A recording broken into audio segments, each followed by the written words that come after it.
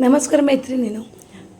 पोषण ट्रॅकर ॲपमध्ये आपल्याला नेहमीच वेगवेगळी समस्या येत असते आणि ते आपण सोडवण्याचा नेहमी प्रयत्न करतो. तर अशीच मला एक समस्या आली जेव्हा मी 3 ते 6 वयोगटातील मुलांचा आहार भरत होती. त्यावेळेला THR हा नेहमी ग्रेमध्ये असतो, पण यावेळेला ब्लूमध्ये आला आणि एका मुलीच्या समोर की लिमिट रीच असं लिहून आलेलं ग्रीनमध्ये.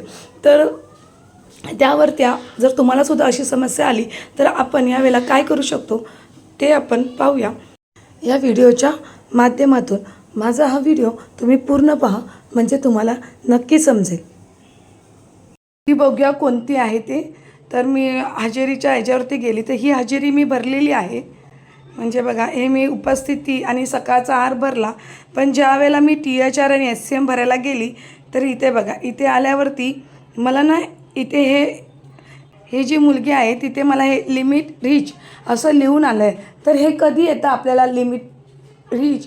तर आता ही मुलगी जी होती ना ते 6 ते 3 वर्षामध्ये होती आणि ती THR घेत होती. म्हणजे हिला मी THR दिलेला आहे 1 तारखेला आणि तिचं FRS KYC पूर्ण झालेली आहे. आता तिची जन्मतारीख आहे 20 जून. मग 20 जून असल्यामुळे ती ह्या 20 जूनला ते 6 वयोगटामध्ये ह्या 20 जूनला ती 3 ते 6 वयोगटामध्ये आलेली आहे. मग आता 20 तारखेला ही आल्यामुळे हिचे 21 दिवस, हिचे आहाराचे 21 दिवस पूर्ण होत नाहीत. आपल्याला SCM म्हणजे गरम ताजा आहार हा मुलांना 21 दिवसापेक्षा जास्त दिवस द्यायचा असतो. पण ह्या मुलीचं 21 दिवसापेक्षा कमी दिवस होत असल्यामुळे मला हे इथे ऑप्शन हे लिमिट रीच लिहून आलेलं आहे. तर मग आता अशा वेळेला आपल्याला काय करायचं? तर ही जी मुलगी आहे तर हिला मला स्थलांतरित करावं लागेल पुढच्या महिन्यासाठी. मग आता मी हिला 30 किंवा 31 जूनपर्यंत हिला मी स्थलांतरित ठेवेल आणि 31 जूनच्या रात्री म्हणजे 10 वाजता आपला ॲप बंद होतो. तर 10च्या आधी म्हणजे 9:30 किंवा 9:45पर्यंत हिला मी पुन्हा स्थलांतरितमधून म्हणजे आपल्या पोषण ट्रॅकरवर घेईन.